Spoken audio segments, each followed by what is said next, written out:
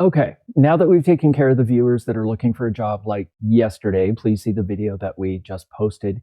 It's time to get a little bit more strategic. Now, in a perfect world, none of us want to be in a position where we have to be looking for a job, but not on our own terms. And since this channel is about taking charge of your career and your life, it only makes sense that we have a thoughtful conversation about how to make your career bulletproof, immune to being displaced and passed over for opportunity.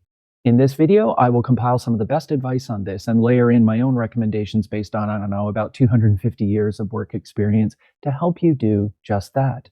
6 things that you must think and do to be calling the shots and to be thriving.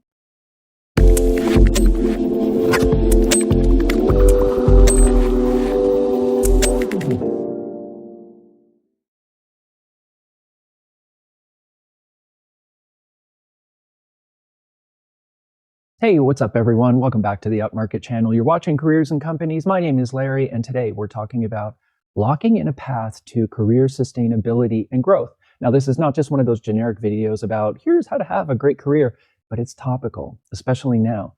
The context is in part artificial intelligence. It's here and much more is coming. Now, if you listen to those closest to its development, they are sensibly predicting that the employment landscape over the next decade is going to be significantly different than what we're experiencing now. Our next video that I've already scripted will be all about that.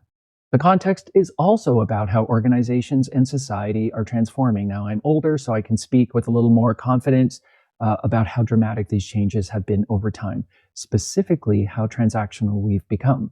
For example, less job security, we hire so much more on contract. Organizations are discovering that they can operate with fewer resources, so they are firing or just not replacing employees who leave. And you can thank Elon Musk for that and his wonderful HR strategy in how he's been managing Twitter. As well, many companies and jobs are operating in a much more distributed and remote way with workforces in digital environments. Many feel that this is really productive, but it's also sucking the culture, the soul, and the humanity out of organizations. Unemployment, it's trending upwards. Uncertainty and insecurity is intensifying, and that's not an ideal place to be. I feel for everyone out there who's at least a little concerned about their future, especially younger people who are just getting started. And even me, my work isn't stable and I have no plans to retire soon, so I need to stay on top of what's going on just as much as anyone else. So here we are. We need a plan, and I'm here to help you with that. So let me show you a number of powerful ways that you can secure your future. And you can work on any one or all of these, but the more you do, the better off you will be. And what everything in this list has in common is each one will make you more valuable. And that's at the end of the day why you're hired, why you're kept on, and why you are advanced in organizations. It's for the value that you bring. There's no mystery. So let me show you what to do. I'm going to start as basic as it gets, but this is a big one, and I'm going to make a huge, huge deal about it. And everybody listening to this video, no matter the level you are at or the career stage you are in, this applies to you. Be someone who could be counted on. This is a stealth quality in a person that either elevates or kills a career. And it's rarely talked about in job descriptions, performance reviews, or coaching sessions. So we have a really hard time grasping how essential this actually is. Being reliable starts with showing up. If you remember, it's one of the 5 fundamental workplace behaviors that I've talked about in previous videos. In lower level and hourly wage jobs, this means literally coming to work every day and doing what you're paid to do. If you don't think this is important, wait until you supervise people. Think of me when you say this many, many times to yourself. I wish people would just show up to work every day and get their shit done without any drama. You will instinctively value any employee who projects a vibe of, don't worry, I'll be here and I've totally got this. Now, in more senior roles, it means hitting your goals and being engaged mentally and present in your job. You need to be known for doing what you say you're going to do and for being predictable in all the best possible ways. Now, it's completely understandable if you might be thinking, hang on a second. It's not possible to come to work every day, and sometimes, just sometimes, things happen, which can explain why tasks are occasionally not completed or a goal is not achieved. This is a really tricky conversation to have because there's no precise threshold to determine if you are being reliable or not.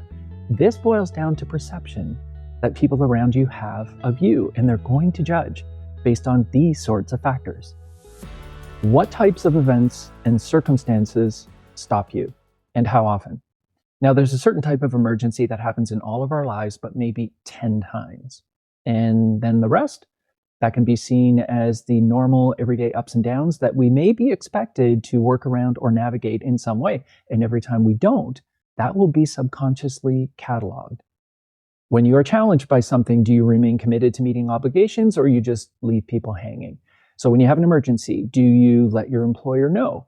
If you have to leave at 3 o'clock in the afternoon because of some personal situation or circumstance, do you just expect your team to cover for you, or do you put something in place to cover your responsibilities or negotiate a favor with a coworker that you will work later on to pay back? Or you just throw up your hands and leave it entirely for everyone else to figure out how to work around your problem? Another factor is the importance of what you miss. So you may only call out once, but if you have a big presentation you have to deliver that day, or a meeting with executives, or you have a major deadline on that particular day, that will be noticed and logged and represent a strike against you because it says, in the most important moments, I know that you won't be there. And when it comes to the obstacles that get in the way of your goals, and we're talking about workplace situations, not so much on the personal side, the question becomes, could you have anticipated them? Also, when you encounter an obstacle, how are you able to deploy creative problem solving, if at all, to find a way to get it done? Are you laser focused on the result, or do you lean on obstacles as a crutch to give you license to tell yourself that you didn't fail? Here's a hypothetical example that I use with my students all the time. So say you have to complete a report for me by 3 p.m. You need some information from another department in order to finish it. You ask, that information doesn't come, you don't get the report done. So do you throw your hands up and go, oh, well, that person didn't send me the information, so 3 o'clock comes and goes. Sorry, I wasn't able to get it done, not my fault. Well, if you work on my team, I'm going to be digging into this situation a little bit more to understand how you managed it. Did you communicate? What influencing skills did you use? How often did you communicate? In what ways?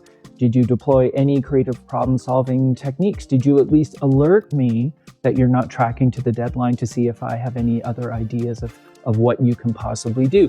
I'm going to be trying to understand all of these sorts of things to determine if you, in fact, get off the hook.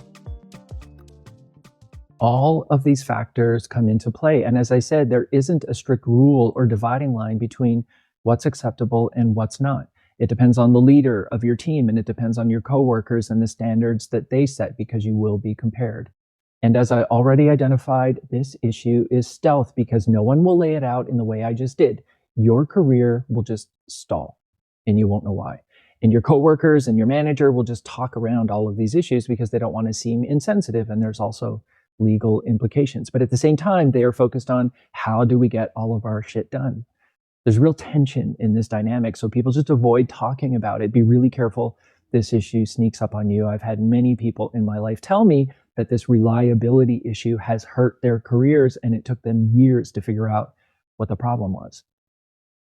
But hey, listen, boundaries are important. I can tell you're all just about ready to go, okay, boomer, I'll just be a slave to a toxic organization. That is not the expectation.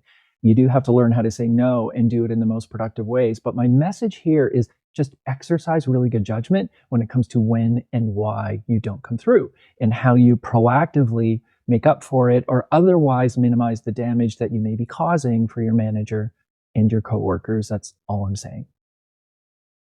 I think you guys get what I'm saying. Enough of that. Let's keep going. Second thing, have a growth mindset, and specifically be invested in lifelong learning and self-development. Knowledge, skills, abilities. I'm almost dead, and I'm going deep into the area of artificial intelligence and how to transform organizations to be able to adopt it. My 2026 goal, one of them, is to learn to develop and code artificial intelligence agents so that I can automate tasks myself. For those of you in school, don't lean too hard on the baseline level of knowledge that you're getting from your program. If it's not an applied job training program, your degree won't get you far when it comes to convincing employers that you have any specific skills. They will see potential in you, but that will only take you so far. So think about what you want to be really good at and work towards it. In a perfect world, you want to have some specialty, which can be knowledge or a skill or even an ability. Like, what can your brain do? Can you read really quickly? Do you have a fantastic memory? Are you great at focusing? Do you have creative ability, emotional regulation abilities? The list is really endless. A core aspect of yourself, I guess this is an attribute, yeah, probably, that everybody needs to have to motivate the level of development that I'm talking about is curiosity. Find something inside of you to become the type of person who can just be fascinated. Any subject matter applies, really. Be curious about people. Be curious about the industry you work in or the company you work for.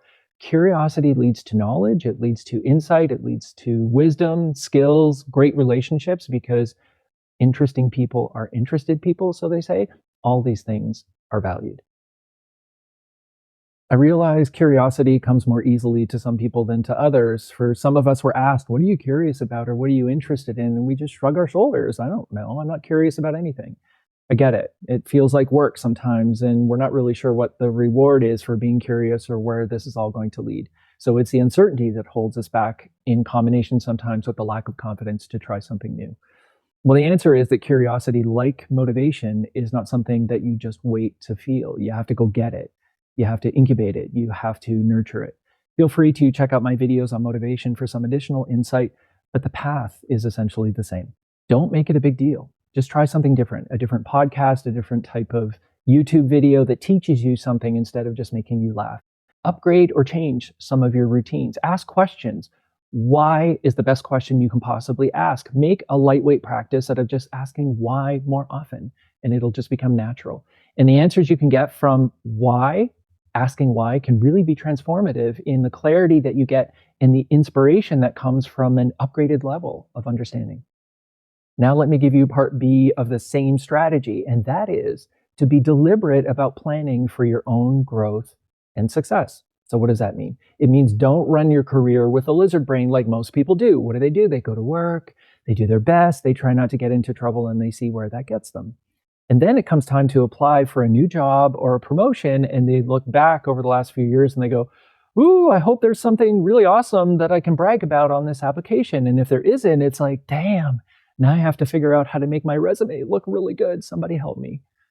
Well, that's back ass words, and it's the perfect path to career stagnation. Every year, at least, you should make yourself a development plan for your work. And like a good Canadian, I'm really sorry that you might have to do that, because every single manager, at least in professional jobs, in every single company, should be crafting one for you. Sure, they give you goals, and those are absolutely important, but those serve mostly the company. There has to be a component that helps you specifically, a few things that you can add to your toolbox every year and take with you wherever you go. So, new or improved knowledge, skills, behaviors, work habits, all of it applies. It makes you more valuable to the company, but it also gives real teeth to your resume when you can say that you achieved specific results by deploying these skills and using these behaviors that you have worked on. Employers just love that. It helps them understand that you haven't scored these achievements by accident, and they will understand how your value will translate into any environment. Brilliant. In many future videos and in different contexts, I will recommend that you go find a job description for a role that you want to have in the next 1 to 3 years, inside your company or out. Look at what's required and see where you are. And then plan to use the next year on your job to close that gap of exactly what it is that you're lacking.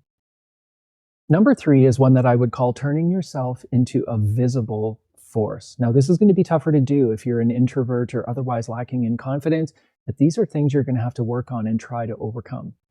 I want you to resist the temptation to not stand out. So that can keep you employed for a while, but it's the number one strategy to ensure that you're overlooked for opportunity and then eventually minimized out. And I know this doesn't sound exactly comforting right now, but we're just not in an age of safety insecurity to the level that we've enjoyed over the last few decades.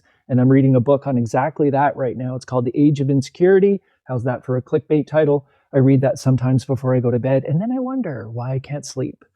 Real smart.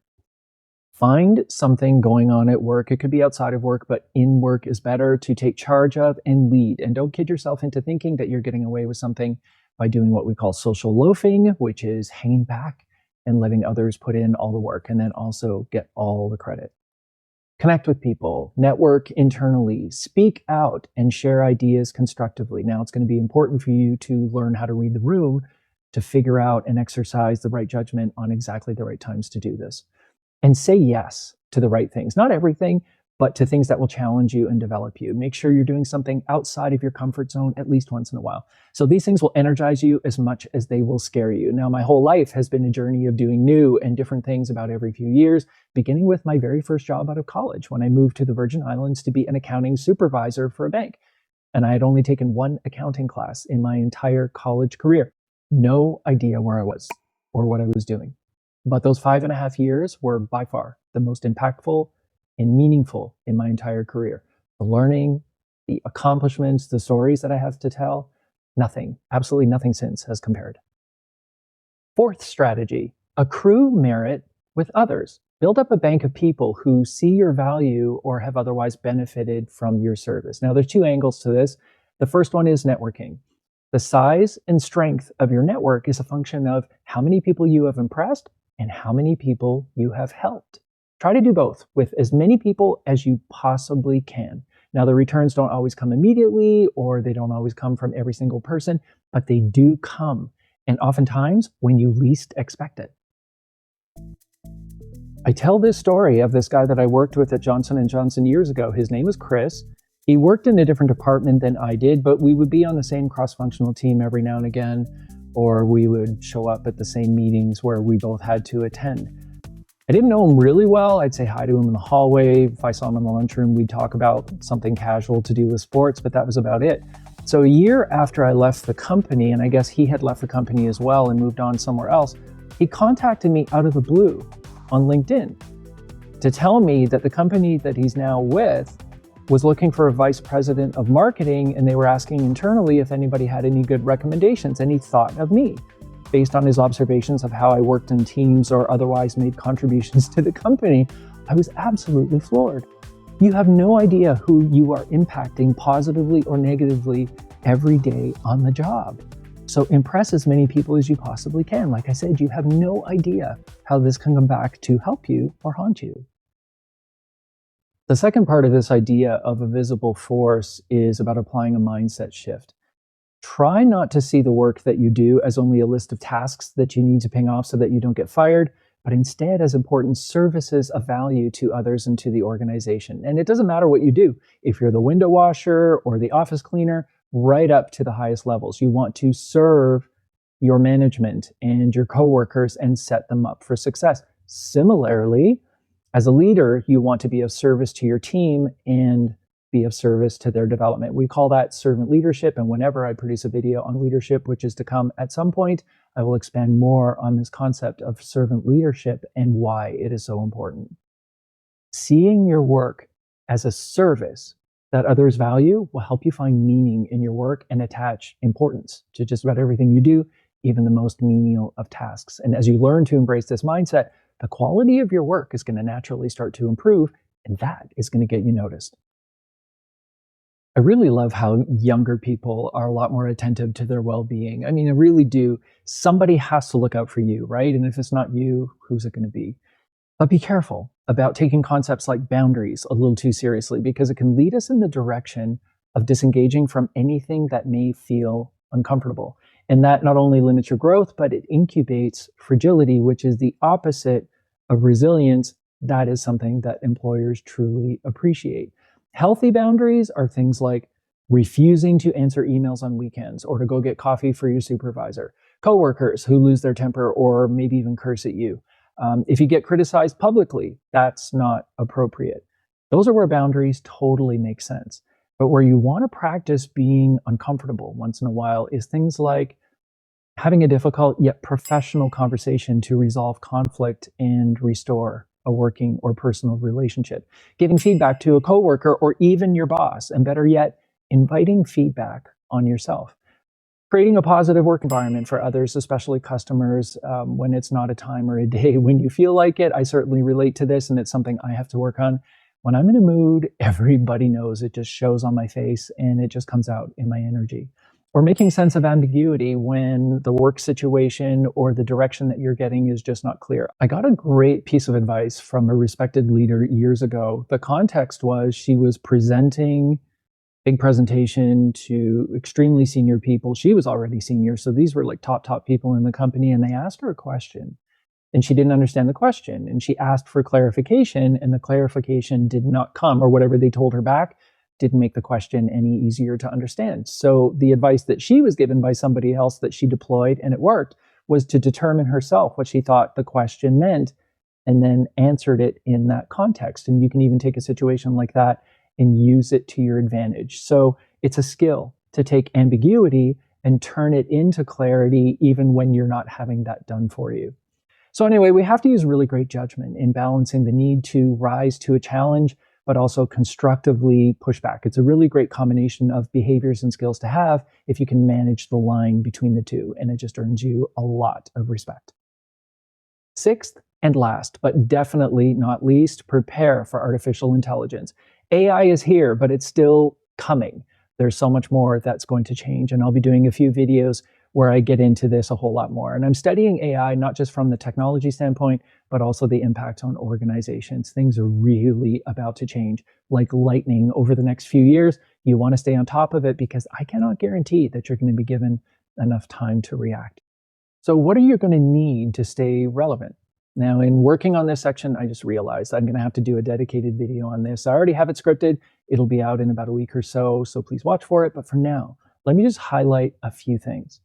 The first one is probably not something you'd be thinking about, and it's not only critical thinking, but systems thinking, especially when it comes to understanding your own workflows and how the work flows through your organization. AI is going to reprocess how work gets done, but humans are going to lead and manage this on an ongoing basis. So you want to get your process-oriented mind activated because you want to be on the right side of this.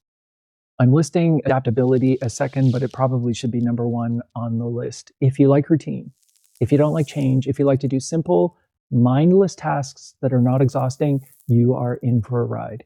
Being open to learning new things and adjusting to new ways of working is going to be massive in the new environment. All the routine stuff that can be easily repeated, that's going to be done by machines. So humans are going to do all the complicated stuff like planning and strategizing and innovating, lots and lots of deep thinking.